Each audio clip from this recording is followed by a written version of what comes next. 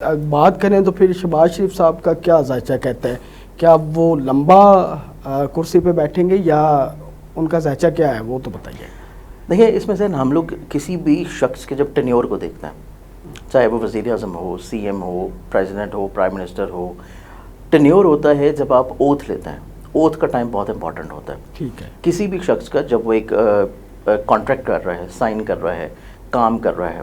تو آپ کا اپنا انڈیویجولی طور کے پر چارٹ جیسا ہی کیوں نہ ہو، چاہے وہ کمزور ہے، چاہے وہ اسٹرانگ ہے، چاہے وہ بہت ہی زیادہ اعلیٰ کیوں نہ ہو، لیکن جب آپ نے اوتھ لیا ہے اور اگر آپ کے اوتھ کا ٹائم صحیح نہیں ہے تو پھر آپ کا اپنے چارٹ کی جو اسٹرینتھس ہوتی ہیں وہ آپ کو میکسیمم طور کے اوپر اس ٹینیور میں سکسیس دلا سکتا ہے، لیکن اس ٹینیور کا مکمل ہونا جو ہے وہ کسی بھی طور کے اوپر انڈیکیٹڈ نہیں ہوتا. اب شہباز شریف صاحب نے جب اوتھ لیا تھا اس ٹائم کے اوپر ان کا جو اوتھ کا ٹائم ہے، اگر آپ ماضی میں کیلنڈر ڈیٹس میں نکال لیں کہ جس ٹائم پہ انہوں نے اوتھ اٹھایا ہے اس ٹائم کے اوپر چارٹ کیا تھا، آپ کسی بھی موبائل ایپ کو اوپن کریں، اس میں وہ ڈاٹا ڈالیں، اس ڈاٹا میں آپ کو جو سامنے ایک چارٹ نظر آئے گا وہ منقلب ذائچہ ہے. اور منقلب ذائچے میں کوئی بھی کام جو کیا جاتا ہے اس کی لانگیوٹی نہیں ہوتی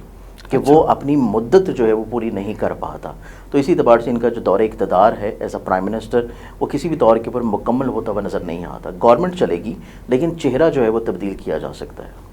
بہت بڑی پیشن گوئی ہے آپ کی اور واقعی بڑی جینون بات کی. اچھا آرمی چیف صاحب کی بات کریں، سید اعظم منیر صاحب، ان کا ٹینیور کیا کہتا ہے؟ ان کی کرسی اور ان کے ستارے وہ کس طرح پاکستان کو فائدہ پہنچا سکتے ہیں؟ ان کا ذائچہ کیا ہے؟ دیکھیں اگر ہم ان کی اقتدار میں دیکھیں کہ ابھی جو حالیہ طور کے اوپر پاکستان کو کامیابی ملی ہے، پھر اس کے بعد ابھی بلوچستان کے حالات جس تیزی سے انہوں نے کنٹرولڈ کیے ہیں، تو وہ اس چیز کو انڈیکیٹ کرتے ہیں کہ نو ڈاؤٹ آرمی کے اندر بھی اور پوری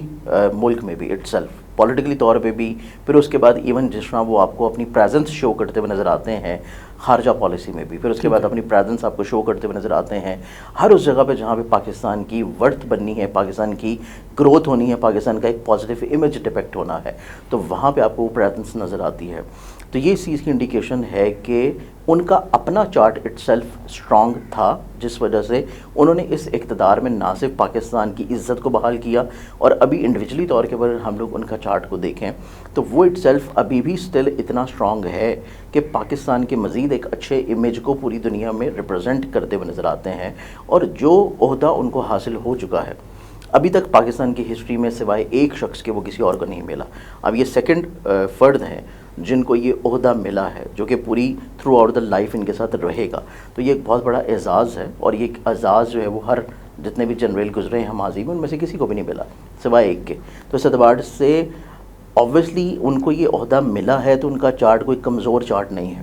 اگر انہوں نے پاکستان میں انسٹیبلٹی کو کسی طور کے اوپر سٹیبل رکھا ہے، پاکستان کی اکانومی کو کسی نہ کسی طور کے اوپر بیک ہینڈ کے اوپر رہتے ہوئے ایز اے بیک بون کسی نہ کسی طور پہ ملک کی چیزوں کو سٹیبل کرنے میں اپنا کردار ادا کیا ہے، تو اوبیسلی پاکستان کا جو چارٹ ہے وہ ہمیشہ سے ہم لوگ یہ کہتے چلے آئے ہیں کہ پاکستان کا جو ذائچہ ہے جمہوری ذائچہ نہیں ہے. پاکستان جب بنا تھا 1947 میں، پاکستان کا چارٹ اگر آپ نکال کے دیکھتے ہیں تو پاکستان کا جو رائزنگ سائن آتا ہے وہ ایریز آتا ہے. ابھی نیو چارٹ میں تو اوبیسلی جب بنگلہ دیش آپ سے علیحدہ ہوا ہے وہ چارٹ ایک چینج ہو چکا ہے، لیکن جو پاکستان کا بنیادی ذائچہ ہے، جو پہلا اپنا ذائچہ ہے، تو پاکستان کا ذائچہ جو ہے وہ ایک جمہوری ذائچہ نہیں ہے. اسی وجہ سے آپ ماضی کی تاریخ اٹھا کے دیکھیں کہ پاکستان میں جمہوریت جو ہے وہ ابھی تک پنپ نہیں سکی. جمہوریت کسی نہ کسی طور کے اوپر پھلتی پھولتی ہے، پھر اس کے بعد دوبارہ سے کچلی جاتی ہے، پھر وہ کسی طور پر سٹیبل ہوتی ہے. تو یہ سلسلہ آپ کو پاکستان کی تاریخ میں اسی وجہ سے نظر آتا ہے کہ پاکستان کا جو ذائچہ ہے وہ ایک عسکری ذائچہ ہے، اور اسی وجہ سے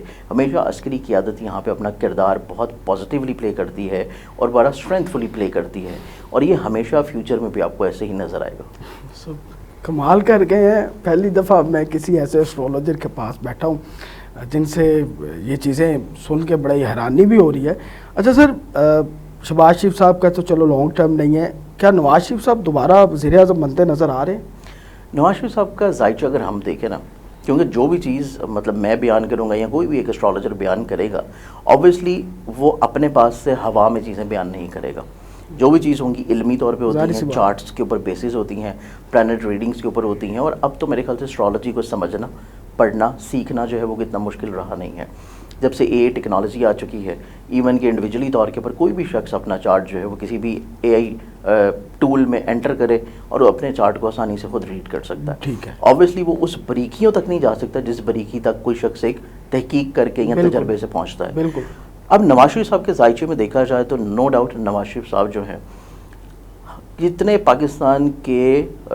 پوری افراد ہیں، پاکستان کا جو آپ جتنی بھی آپ پاپولیشن کو کاؤنٹ کر لیں، وہ ایک ایسے واحد شخص ہیں کہ جو سب سے زیادہ خوش قسمت یا خوش نصیب آپ انہیں کہہ سکتے ہیں کہ سب سے زیادہ دور اقتدار میں رہنے والے،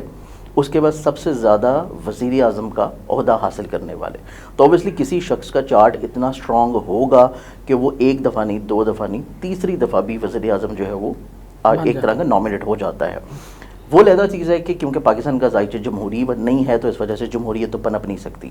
اس اعتبار سے اگر ہم لوگ دیکھیں تو نواز شریف کا دوبارہ سے دور اقتدار تو نظر نہیں آتا، لیکن ایز اے کنگ میکر وہ ہمیشہ اپنا کردار نبھائیں گے، اور جیسے کہ آلریڈی نبھا رہے ہیں. تو کہ آپ پاکستان میں بہت اچھا طور کے پر اسپیشلی طور پہ صوبہ پنجاب کی گورنمنٹ میں دیکھ رہے ہیں، تو ایز اے کنگ میکر آپ کو ان کا کردار نظر آئے گا، اور وہ فیوچر میں بھی انشاءاللہ رہے گا. بلاول بھٹو صاحب وزیر اعظم بنتے نظر آ رہے ہیں؟ بلاول بھٹو صاحب کے چارٹ کو دیکھا جائے تو ابھی تو نہیں، فوری طور کے پر ایون جو اگلے الیکشنز کی ڈیٹس آتی ہیں ان ڈیٹس میں بھی نہیں، کیونکہ تب تک بھی ان کا اپنا جو چارٹ ہے وہ اتنا زیادہ اسٹرانگ نہیں ہے. ٹھیک ہے. کیونکہ ایک چارٹ ہوتا ہے جو کہ آپ کا بائی برتھ چارٹ ہوتا ہے، ایک وہ چارٹ ہوتا ہے جو کہ ابھی وقتی طور کے پہ ستاروں کی پوزیشنز آپ کے چارٹ کے ٹرانزٹ کر رہی ہیں، جو کہ اس ٹائم کے اوپر کائنات میں جو اللہ تعالیٰ کا ایک نظام چل رہا ہے قدرت کا،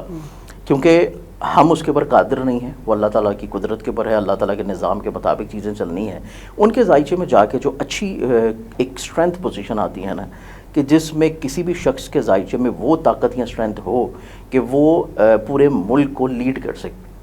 پورے ملک کو کسی طور کے اوپر ایز اے پرائم منسٹر کے طور کے اوپر لیڈ کر سکے، تو وہ اسٹرینتھ جا کے ان کے ذائچے میں آئے گی. تقریباً اگر ہم بہت نیئر فیوچر میں بھی دیکھتے ہیں تو وہ جا کے 2027 کے بعد سے ہے، اس سے پہلے والا ٹینیور نہیں ہے. تو اوبیسلی الیکشنز اس سے پہلے ہوتے ہیں تو اس میں وہ ایز اے پرائم منسٹر تو آپ کو نظر نہیں آئیں گے، لیکن چونکہ ان کا ایک مروسی سیاست کا سلسلہ ہے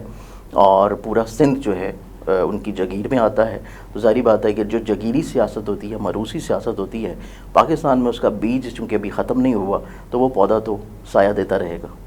اور مریم نواز صاحبہ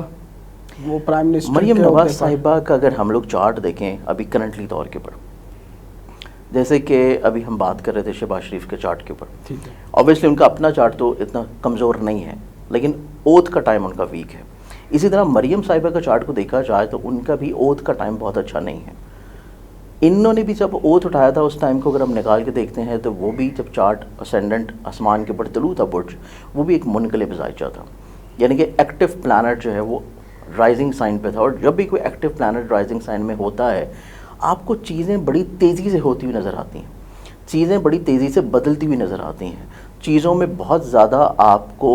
یہ نظر آئے گا کہ حالات بڑی تیزی سے اپنی رخ بدل رہے ہیں، لیکن اس میں لانگیوٹی نہیں ہے یا اس میں کنٹینیوٹی نہیں ہوتی.